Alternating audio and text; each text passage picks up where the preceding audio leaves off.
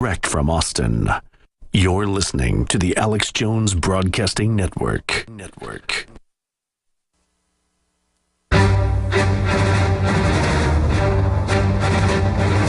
Big Brother, mainstream media, government cover-ups. You want answers? Well, so does he. He's Alex Jones on the GCN Radio Network. And now, live from Austin, Texas, Alex Jones. Well, I want to thank Jamie Belanger to come in while I rant and rave. I want to get him in on a regular basis for the nightly news, too. I'm going to come show you our new studio here in a minute, since you were last year. But finish up with your story about the 3 different types of cops on average. And then you were kind of ranting about so-called drug interdiction officers.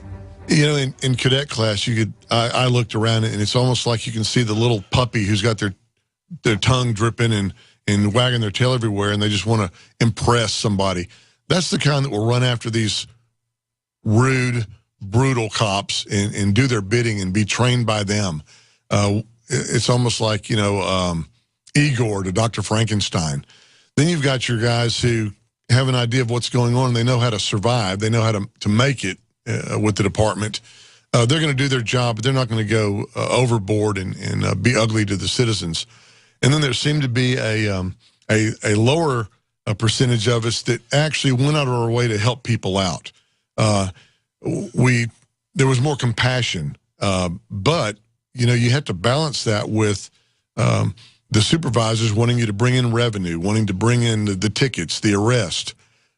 So it's just like we blame the TSA, but it's Congress that did it. They're to blame. Exactly. It's the people on top that are doing this. That's right. And, everybody talks about the brass going to their heads. It's like one of your best friends is a police officer who was a great guy you wanted to make calls with. If things got nasty, he was there with you, but he didn't make them go nasty.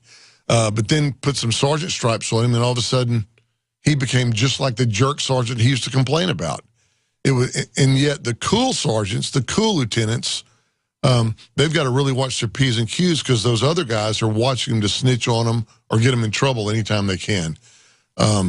It's funny, that analogy about high school, that plays all the way through with the police department. You've got the same thing happening. But when you're recruiting people and training them to use command voice to put fear in somebody, that if a police officer pulls you over and you start questioning like you did about the speed, it's almost like you spit in their face or something. They just go berserk on you, and all of a sudden you're getting arrested. That's not what we need out here. I was mentioning the drug interdiction officers. When I wanted to become a police officer, I thought, I'm going to be helpful to people.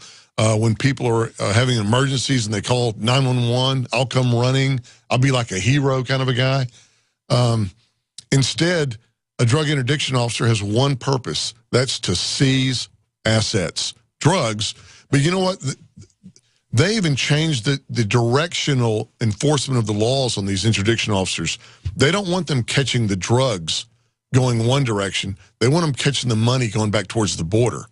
And that's been revealed in all the states in their... Sure, they're letting the drugs in. Or they'll say, we found drugs on your money. Let us keep $5,000. We won't indict you, knowing almost all money has drugs on it. All money. It's all these ridiculous games. Yeah, it's a joke. That's why I think that passing some laws, which I don't really, advocate passing more laws, but passing laws to suppress unconstitutional laws that will make them use that forfeited money to fix the problem, get people some treatment, get people some job training, open up some opportunities for somebody to get out of it. Make them get rid of the problem instead of making it bigger. Exactly. Stop forcing them into gangs. But every police officer I talk to says the same thing pretty much. They all get it now. Well, the ones that don't talk to you. I was about to say, I say all the cops in Austin listen. I guess that's the ones that listen say hi. Right. That's right. The ones that don't agree with us, they're the jerks.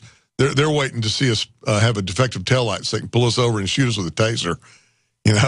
Wow. Have you ever had any of them threaten you? I've got a bit of a reputation that I don't get threatened. They know who I used to be, and it wouldn't take much to get me back there.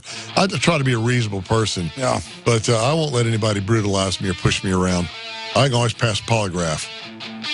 If I had to, if it came down to a cop lying on me, I always tell people if I ever get busted for drugs, they planted them, and I'll take whatever testing I have to prove. Jamie Balagia, come in a few weeks again on the Nightly News and stop by here. Right. DWIDude.com. And come in sometime, tell us some cop stories. Those are always interesting. I'll bring Steve with me. Yeah. Have both of you in. I'll see you guys now on the news. Whoa! This is big!